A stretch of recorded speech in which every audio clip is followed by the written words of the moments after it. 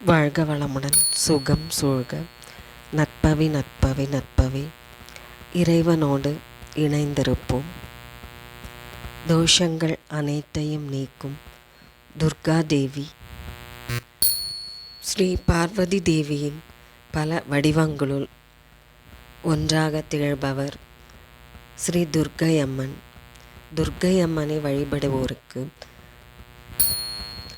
தீமைகள் எதுவும் அணுகாது, தீய சக்திகள் அண்டாது என்பது திண்ணம். ராகு காலத்தில் துர்க்கையை வழிபடுவதால் தீராத நோய்கள் தீர்ந்து உடல் ஆரோக்கியமாக இருக்கும்.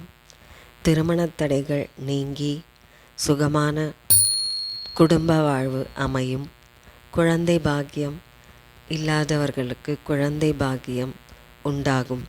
இப்படி மேலும் பல நன்மைகளை தந்தருள்வார் துர்க்கை அம்மன்.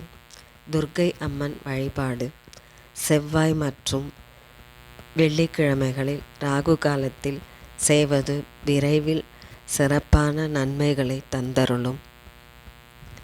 தினம்தோறும் ராகு காலத்தில் துர்காதேவியின் மந்திரங்களை சொல்லி வருவதும் சிறப்பான பலன்களை தந்தருளும். ராகுவிற்குரிய அதிதேவதையாக இருப்பவர் துர்காதேவி அம்மன். ராகு பெயர்ச்சியால் சிரமப்படும் ராசியினர் துர்காதேவியின் மந்திரங்களை தினமும் சொல்லி ஜெபித்து வந்தால் சர்வநலனும் உண்டாகும்.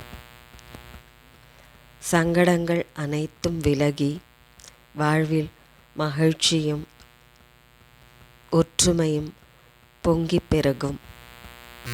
துன்பங்களை விரைவில் நீக்கி அருளும் ஸ்ரீ துர்காதேவியின் திருநாமங்கள்: ஓம் அகிலாண்ட நாயகியை போற்றி.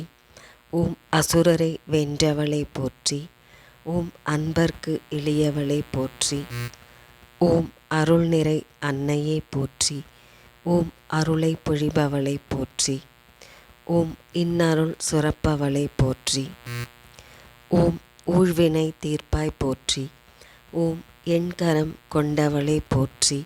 ஓம் எலுமிச்சை மாலை அணிபவளை போற்றி. ஓம் ஈஸ்வரன் துணையை போற்றி. ஓம் ஈடினை அற்றவளை போற்றி. ஓம் ஈர மனத்தினளை போற்றி. ஓம் ஏழ்மை அகற்றுபவளை போற்றி. ஓம் கற்பனை கடந்த கற்பகமை போற்றி. ஓம் காருண்ய மனம் படைத்தவளை போற்றி. ஓம் காவல் நிற்கும் கன்னியை போற்றி. ஓம் குங்கும நாயகியை போற்றி.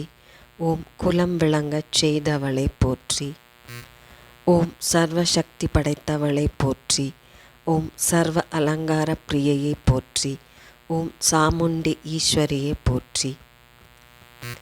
ஓம் ஜெய ஜெய துர்கா தேவி போற்றி போற்றி.